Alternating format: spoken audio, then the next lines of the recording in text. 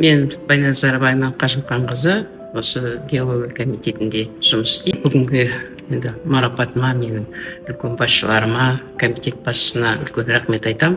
Биыл менің енді еңбек жолыма 40 жыл толады. Мен оның енді 10 жылдан артығын кен барлау экспедициясы десем, ақырғы 28 жылы осы геология комитетінде.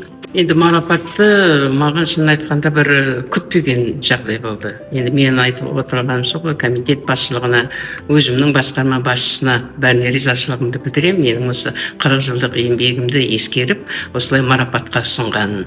Әрине, кімде болса да еңбегінің бағаланған, осылай көріп жатса, мен айтамын, өте қуанышты әр адамға. Қуаныш сыйлайды. Конечно, рахметімді айттым, риза болдым. Бірақ мен енді күткен жоқпын.